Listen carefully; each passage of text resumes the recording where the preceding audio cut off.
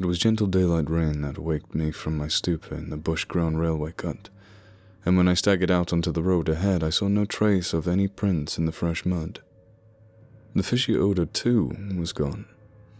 Innsmouth's ruined roofs and toppling steeples loomed up greyly towards the southeast, but not a living creature did I spy all the desolate salt marshes around. My watch was still going and told me that the hour was past noon. The reality of what I had been through was highly uncertain in my mind, but I felt that something hideous lay in the background. I must get away from the evil-shadowed Innsmouth, and accordingly I began to test my cramped, wearied powers of locomotion. Despite weakness, hunger, horror, and bewilderment, I found myself after a time able to walk, so started slowly along the muddy road to Rowley. Before evening I was in village, getting a meal and providing myself with presentable clothes. I caught the night train to Arkham, and the next day talked long and earnestly with government officials there, a process I later repeated in Boston. With the main result of these colloquies the public is now familiar, and I wish, for normalty's sake, that there were nothing more to tell. Perhaps it is madness that is overtaking me, yet perhaps a greater horror or a greater marvel is reaching out. As may well be imagined, I gave up most of the foreplanned features of the rest of my tour, the scenic, architectural, and antiquarian diversions on which I had counted so heavily. Nor did I dare look for that piece of strange jewelry said to be in the Miskatonic University Museum. I did, however, improve my stay in Arkham by collecting some genealogical notes I had long wished to possess. Very rough and hasty data, it is true, but capable of good use later on when I might have the time to collate and codify them. The curator of the Historical Society there, Mr. B. Lapham Peabody, was very courteous about assisting me, and expressed unusual interest when I told him I was the grandson of Eliza Orne of Arkham, who was born in 1867 and had married James Williamson of Ohio at the age of 17. It seemed that a material uncle of mine had been there many years before on a quest much like my own, and that my grandmother's family was a topic of some local curiosity. There had, Mr. Peabody said, been considerable discussion about the marriage of her father, Benjamin Orne, just after the Civil War, since the ancestry of the bride was peculiarly puzzling. That bride was understood to have been an orphaned Marsh of the New Hampshire, a cousin of the Essex County Marshes, but her education had been in France and she knew very little of her family. A guardian had deposited funds in a Boston bank to maintain her and her French governess, but that guardian's name was unfamiliar to Arkham people, and in time he dropped out of sight, so that the governess assumed the role by court appointment. The Frenchwoman, now long dead, was very taciturn, and there were those who said she would have told more than she did. But the most baffling thing was the inability of anyone to place the recorded parents of the young woman, Enoch and Lydia Meserve Marsh, among the known families of New Hampshire. Possibly, many suggested, she was the natural daughter of some Marsh of prominence. She certainly had the true Marsh eyes. Most of the puzzling was done after her early death, which took place at the birth of my grandmother, her only child. Having formed some disagreeable impressions connected with the name of Marsh, I did not welcome the news that it belonged to my own ancestral tree, nor was I pleased by Mr. Peabody's suggestion that I had the true Marsh eyes myself. However, I was grateful for data which I knew would prove valuable, and took copious notes and lists of book references regarding the well-documented Orne family. I went directly home from Toledo to Boston, and later spent a month at Maumee recuperating from my ordeal. In September, I entered Oberlin for my final year, and from then until the next June was busy with my studies and other wholesome activities, reminded of the bygone terror only by occasional visits from government men in connection with the campaign which my pleas and evidence had started. Around the middle of July, just a year after the Innsmouth experience, I spent a week with my late mother's family in Cleveland, checking some of my genealogical data with various notes, traditions, and bits of heirloom material in existence there, and seeing what kind of connected chart I could construct. I did not relish this task, for the atmosphere of the Williamson home had always depressed me. There was a strain of morbidity here, and my mother had never encouraged my visiting her parents as a child, although she always welcomed her father when he came to Toledo. My Arkham-born grandmother had seemed strange and almost terrifying to me. I do not think I grieved when she disappeared. I was 8 years old then, and it was said she had wandered off in grief after the suicide of my Uncle Douglas, her eldest son. He had shot himself after a trip to New England. The same trip, no doubt, which had caused him to be recalled at the Arkham Historical Society. This uncle had resembled her, and I had never liked him either. Something about the staring, unwinking expression of both of them had given me a vague, unaccountable unease.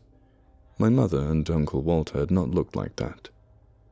They were like their father, though poor little cousin Lawrence, Walter's son, had been an almost perfect duplicate of his grandmother before his condition took him to the permanent seclusion of a sanitarium at Canton. I had not seen him for 4 years, but my uncle once implied that his state, both mental and physical, was very bad. This worry had been a major cause of his mother's death 2 years before. My grandfather and his widowed son, Walter, now comprised the Cleveland household, but the memory of the older times hung thickly over it. I still disliked the place, and tried to get my researches done as quickly as possible. Williamson records and traditions were supplied in abundance by my grandfather, though for own material I had to depend on my Uncle Walter, who put at my disposal contents of all his files, including notes, letters, cuttings, heirlooms, photographs, and miniatures. It was in going over the letters and pictures of the Orne side that I began to acquire a kind of terror of my own ancestry. As I have said, my grandmother and Uncle Douglas had always disturbed me. Now, years later after their passing, I gazed at their pictured faces with a measurably heightened feeling of repulsion and alienation. I could not at first understand the change, but gradually, a horrible sort of comparison began to obtrude itself into my unconscious mind, despite the steady refusal of my consciousness to admit even the least suspicion of it. It was clear that the typical expression of these faces now suggested something it had not suggested before. Something which would bring stark panic if too openly thought of. But the worst shock came when my uncle showed me the Orne jewelry in a downtown safe deposit vault. Some of the items were delicate and inspiring enough, but there was one box of strange old pieces descended from my mysterious great-grandmother, which my uncle was almost reluctant to produce. They were, he said, a very grotesque and almost repulsive design, and had never, to his knowledge, been publicly worn, though my grandmother used to enjoy looking at them. Vague legends of bad luck clustered around them, and my great-grandmother's French governess had said they had ought to not be worn in New England, though it would be quite safe to wear them in Europe. As my uncle began slowly and grudgingly to unwrap the things, he urged me not to be shocked by the strangeness and frequent hideousness of the designs. Artists and archaeologists who had seen them produced their workmanship superlatively and exotically exquisite, though no one seemed able to define their exact material or assign them to any specific art tradition. There were 2 armlets, a tiara, and a kind of pectoral, the latter having a high relief, certain figures of almost unbearable extravagance. During this description, I had kept a tight rein on my emotions, but my face must have betrayed my mounting fears. My uncle looked concerned and paused in his unwrappings to study my countenance. I motioned him to continue, which he did with the renewed signs of reluctance. He seemed to expect some demonstration when the first piece, the tiara, became visible, but I doubt he expected quite what actually happened. I did not expect it either, for I thought I was thoroughly forewarned regarding what the jewelry would turn out to be, What I did was to faint silently away, just as I had done in that briar-choked railway cut a year before. From that day on, my life has been a nightmare of brooding and apprehension, nor do I know how much is hideous truth and how much madness. My great-grandmother had been a marsh of unknown source whose husband lived in Arkham, and did not old Zadok say that the daughter of Obed Marsh by a monstrous mother was married to an Arkham man through trick? What was it the ancient Toba had muttered about the line of my eyes to the Captain Obed's? In Arkham, too, the curator told me that I had the true Marsh eyes. Was Obed Marsh my own great-great-grandfather? Who or what, then, was my great-great-grandmother? But perhaps this was all madness. Those whitish gold ornaments might easily have been bought from some Innsmouth sailor by the father of my great-great-grandmother, whoever he was. And that look in the staring-eyed faces of my grandmother and my self-slain uncle might be sheer fancy on my part. Sheer fancy bolstered up by the Innsmouth shadow, which had so darkeningly colored my imagination. But why had my uncle killed himself after an ancestral quest in New England? For more than 2 years, I fought off these reflections with partial success. My father secured me a place in an insurance office, and I buried myself in routine as deeply as possible. In the winter of 1930 to 31, however, the dreams began. They were very sparse and insidious at first, but increased in frequency and vividness as the weeks went by. Great watery spaces opened out to me, and I seemed to wander through titanic sunken porticos and labyrinths of weedy cyclopean walls with grotesque fishes as my companions. Then the other shapes began to appear, filling me with nameless horror the moment I awoke. But during the dreams they did not horrify me at all.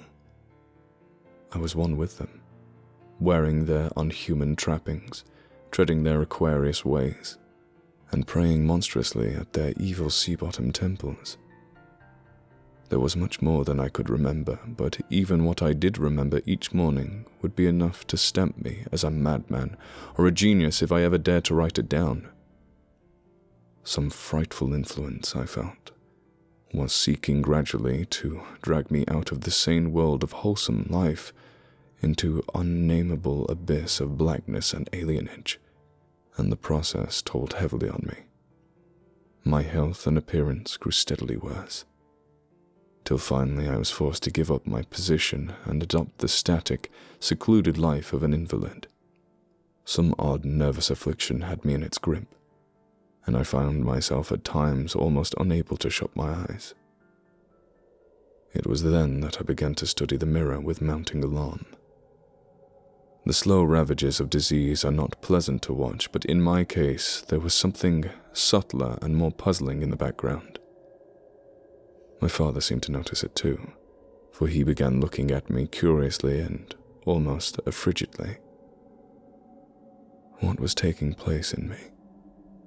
Could it be that I was coming to resemble my grandmother and Uncle Douglas?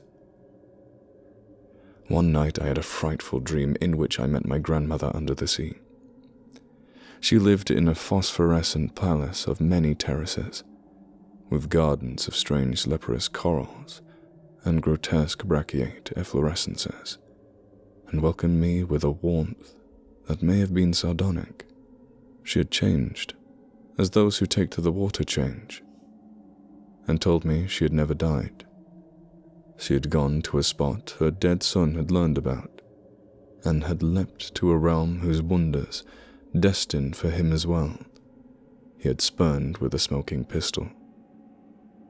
This was to be my realm, too. I could not escape it. I would never die, but would live with those who had lived since before man ever walked the earth. I met also that which had been her grandmother.